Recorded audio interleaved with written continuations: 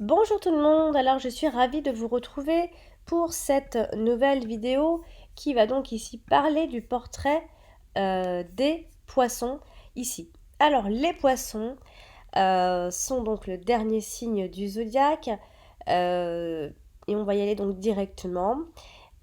Ils sont donc, c'est un signe d'eau, évidemment. Alors, ce sont les natifs du poisson. Vous possédez une extraordinaire sensibilité qui vous rend extrêmement perméable aux fluctuations de votre environnement. Vous percevez tout, et particulièrement la souffrance des autres que vous ressentez comme intolérable et que vous voulez, que vous souhaitez alléger par tous les moyens.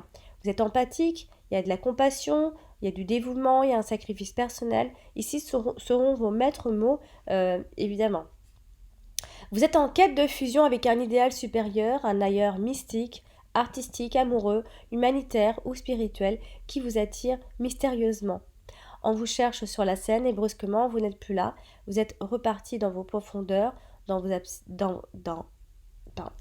dans, dans votre monde et vous avez fui cette réalité parfois trop dure pour vous du fond des océans, vous respirez, vous inspirez. Disons que vos atouts, les poissons, sont l'inspiration, l'empathie, la sensibilité, la compassion, la perception, le dévouement et une nature artistique. Ce qu'il faudrait dépasser, ce qui est à dépasser pour vous les poissons sont une tendance à la fuite, une passivité, le fait d'être influençable, un manque d'affirmation, une sensibilité aux illusions et aux projections ici. Alors, le poisson est donc le dernier signe du zodiaque. Les poissons sont des personnes fort intuitives qui semblent mystérieuses pour les gens qui ne les connaissent pas vraiment. Effectivement, leur apparence extérieure ainsi que leur comportement peuvent inciter les autres à les juger trop vite. Or, ce sont de belles personnes qui affichent souvent un grand sourire, qui apprécient leurs prochains, qui se mettent à les écouter et qui ne tiennent pas compte des polémiques ou encore des ragots. Les poissons sont tenaces et ne lâchent jamais prise. Un caractère qui est assurément bénéfique lorsqu'il s'agit d'atteindre les objectifs, mais qui doivent modérer afin de ne pas tomber dans l'obstination. Dans ce concept, ils ne lésinent pas sur les moyens exploités afin d'arriver à leur fin, puisque ce sont des visionnaires. Il leur est donc impossible de faire usage de leur charme ou recourir à leur pouvoir de persuasion.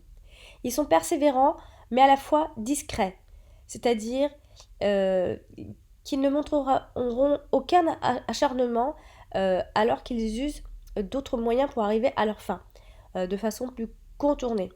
Ils n'affrontent pas de face, car pour eux, qui va doucement va, voilà, qui va piano va sano. Ainsi, ils tablent sur leur intelligence, leur doigté et leur finesse qui vont leur permettre de réussir. Les poissons sont aussi empathiques et bien sensibles, hein. Alors, ce qu'on va retenir chez le poisson, il symbolise donc le nouveau commencement, mais comme il ferme le cercle, il se présente comme le signe de l'éternité, de la réincarnation et de la renaissance spirituelle. Le poisson est quelqu'un de loyal, de désintéressé, et il est très généreux. Le poisson est une personnalité sensible, ce qui explique sa grande tolérance. Il peut être toujours à l'écoute des autres, allant même jusqu'à se sacrifier pour eux. Très compréhensif, son caractère le pousse souvent à venir en aide aux autres. Il éprouve le désir de les consoler, de les réconforter et veut même guérir tout le monde. Il n'aime pas l'agressivité. Une des qualités du poisson, qu'ils peuvent s'adapter à toutes les situations et aux gens. C'est un être ouvert mais discret. Il aime respecter son entourage, mais le natif de ce signe est aussi un être qui ne se confie pas facilement. Il n'extériorise pas facilement non plus ses sentiments. Il est timide et orgueilleux. C'est aussi un pessimiste et qui a tendance à se laisser aller à la tristesse et à la mélancolie. Le poisson a pour habitude d'accaparer la conversation aussi, ne laissant pas aux autres le temps de parole, mais son art de parler compense fort bien l'ennui de ses interlocuteurs. Le plus grand défaut du poisson est qu'il manque de confiance en lui. Il est également régie par le mysticisme et le rêve. Disons que ce qu'on va retrouver dans les qualités du poisson, ce sont donc leur empathie. Les poissons sont des créatures extrêmement empathiques avec une imagination vive et une disposition innée aux amitiés. Ils ont une capacité d'empathie illimitée, même avec des personnes avec lesquelles ils ont du mal à s'entendre. On va retrouver également chez eux leur sens artistique. Ils sont le signe le plus artistique du zodiaque. Leur créativité n'a pas de frontières. Ils sont gouvernés par la planète Neptune et ont un talent artistique. Ils ont une perspective unique sur le monde qui leur permet de voir les choses d'une manière très créative et artistique. Ce qu'on va retrouver chez eux aussi, c'est leurs émotions. Aucun autre signe n'est aussi intime au sujet et sujet à l'émotion contagieuse que les poissons. S'ils voient des larmes, ils vont probablement pleurer. S'ils sentent la douleur dans votre voix, cela va les attrister. Ils vous aimeront inconditionnellement, peu importe qui vous êtes. On va retrouver également leur côté altruiste. Les natifs nés sous ce signe sont désintéressés et généreux. Appelez comme vous voulez, mais un poisson est désintéressé et peu importe à quel point vous les traitez mal. Parfois, il sera toujours là quand vous aurez besoin de quelqu'un. On va retrouver aussi leurs dons les dons de guérisseurs.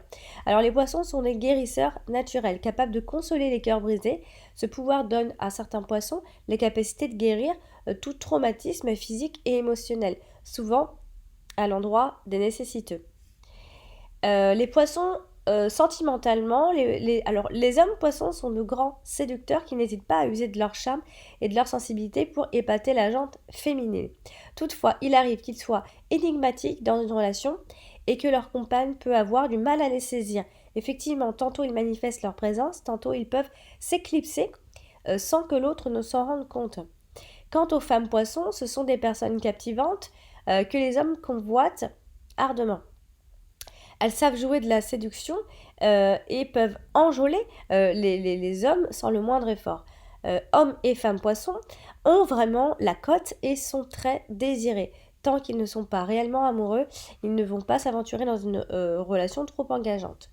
Alors, cependant, les poissons amoureux se donnent à fond et offrent un amour désintéressé. Pour eux, l'amour, c'est la fusion de deux êtres qui ne font plus qu'un. Il n'est donc pas question d'aller chacun dans son coin. Le couple doit impérativement tout partager et entrer en communication. Cependant, à la longue, ce genre de relation peut étouffer l'autre et peut détériorer l'amour. Les poissons qui trouvent le juste milieu constituent le partenaire de vie idéal. Donc sur le plan sentimental, qu'il soit un homme ou une femme, il est quelqu'un de rêveur qui rêve d'un être idéal et dès qu'il le rencontre, il s'empresse de l'épouser. Mais en réalité, les obligations et les servitudes de la vie conjugale lui déplaisent et il se sent déçu de l'image qu'il s'est fait de l'amour. Il idéalise son partenaire et quand la réalité se dévoile, il est désarmé. Il lui faut donc quelqu'un qui a bien la tête sur les épaules pour le protéger, le sécuriser et donc l'éloigner de la routine et de la vie quotidienne. Mais voilà, comme chaque signe, on a tous des décans qui nous différencient. Et donc la planète qui domine le poisson est donc Neptune. Et les premiers décans, qui sont nés du 19 février au 29 février, sont gouvernés par la planète Saturne, ce qui fait Neptune et Saturne.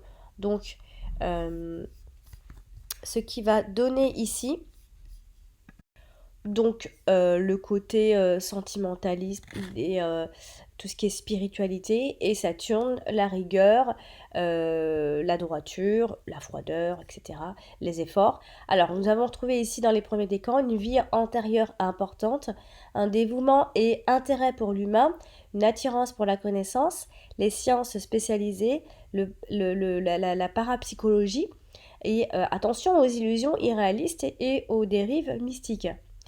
Les deuxièmes décans, ceux nés du 1er mars au 10 mars, eux sont gouvernés par Jupiter, ce qui fait donc Neptune-Jupiter. Neptune, le côté sentimentalisme, enfin les sentiments, la spiritualité, et Jupiter, le côté expansion, chance, joie.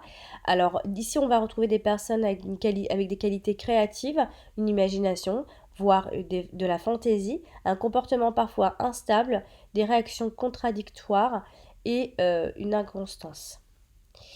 Les troisièmes décans, eux, sont nés du 11 mars au 20 mars. Eux sont gouvernés par Mars.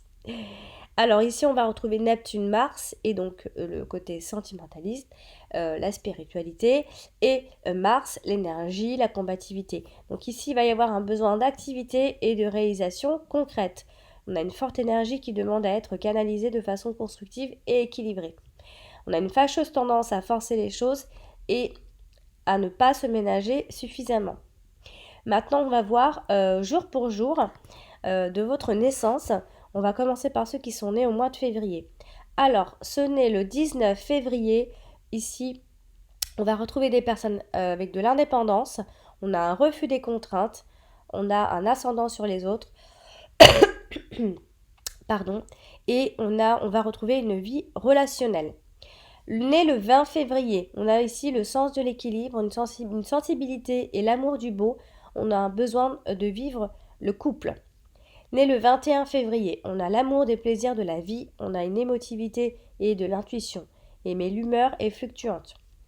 Né le 22 février, on a le goût pour le travail et la mise en valeur des choses, on a de l'intuition et du dévouement. Né le 23 février, on a des idées et de la créativité, on a le sens de la découverte, de l'étude, on a un penchant pour le mystère. Né le 24 février, nous avons ici une adaptation et un goût pour l'amitié, une nature capricieuse, voire instable, il faut se stabiliser. Né le 25 février, nous avons ici une intériorité et une sensibilité, on a une nervosité également, et on doit améliorer le relationnel. Né le 26 février, on a ici une aspiration à une vie élevée, on a de l'impulsivité, on a un idéalisme et des convictions, mais on a des inquiétudes. Né le 27 février, nous avons ici une sensibilité et une diplomatie. On a le sens de l'initiative, on a une énergie irrégulière et on a ici des risques d'excès. Né le 28 février, nous avons ici une nature sympathique, mais qui s'impose. On a une vie passionnée avec un certain dualisme. Né le 29 février, nous avons ici une grande émotion, on a un sens pratique, on a les relations sélectionnées et on a un attachement aux racines. On va passer à ceux qui sont nés au mois de mars. Né le 1er mars, ici on va retrouver une sociabilité et un enthousiasme, de l'impulsivité et le goût du changement, on a une liberté d'action. Né le 2 mars, on a une réceptivité et une sensibilité, on a le sens du travail et du service, on a des réactions tranchées en amitié. Né le 3 mars, nous avons ici une nature artistique, on a le sens de l'amour, on est impressionnable et on a un besoin de racines. Né le 4 mars, nous avons ici l'authenticité et du naturel, on a un sens pratique, on a le goût pour le travail et on a une force créative. Né le 5 mars, nous avons ici un caractère impulsif mais franc. On a le goût pour la mobilité, le voyage et des ambitions. Né le 6 mars, nous avons ici une nature assez passionnée, un attachement familial, affectif et on a le professionnalisme. Né le 7 mars, on a une imagination, on a une créativité, on a l'effort pour concrétiser, on a de l'originalité mais de l'inconstance. Né le 8 mars, on a ici une organisation et de l'endurance, on a de l'intuition, on a une compréhension pour les autres, on a de l'évasion et des voyages. Né le 9 mars, nous avons ici un savoir-faire, on a une habileté, on a une bonne communication et un enthousiasme, mais on a une dispersion possible. Né le 10 mars, nous avons ici une inspiration et les idées fertiles. On a le sens de l'organisation et des relations humaines. Né le 11 mars, nous avons ici une nature impétueuse et lutteuse. On a des rapports de force et un esprit rêveur et on a de l'imagination. Né le 12 mars, on a ici une hypersensibilité et de l'émotivité, on a une nature amoureuse et on a confiance dans l'activité. Né le 13 mars, on a un caractère joueur et imprévisible, on a de l'enthousiasme, mais l'énergie est fluctuante. Né le 14 mars, nous avons ici des personnes cérébrales, nerveuses, recherche d'équilibre, on a une sexualité et de la créativité. Né le 15 mars, nous avons ici des rêveurs, une nature voluptueuse, sensuelle, forte. On a une forte activité, et on a un risque d'excès en tout. Né le 16 mars, nous avons ici une vie antérieure, de l'intuition, un humanisme et un besoin d'autonomie et de la rébellion. Né le 17 mars, nous avons ici le sens de l'amitié et des contacts. On a une souplesse d'esprit et on est entier en sentiments. Né le 18 mars, nous avons ici une émotivité et une volonté de réussir dans le monde. On a des qualités, mais il faut éviter la dispersion. Né le 19 mars, nous avons ici un tempérament fort et un sens de l'évasion. On a une discipline, on a le goût pour la connaissance. Né le 20 mars, on a ici envie de se réaliser sur plusieurs créneaux. On a une intelligence, on a une subtilité, mais on a des hauts et des bas. Voilà donc pour le signe du poisson. J'espère que cette vidéo vous a plu et n'hésitez pas si vous désirez avoir d'autres genres de vidéos puisque j'ai terminé pour les portraits. Voilà chers amis poissons, je vous dis à très bientôt, je vous embrasse.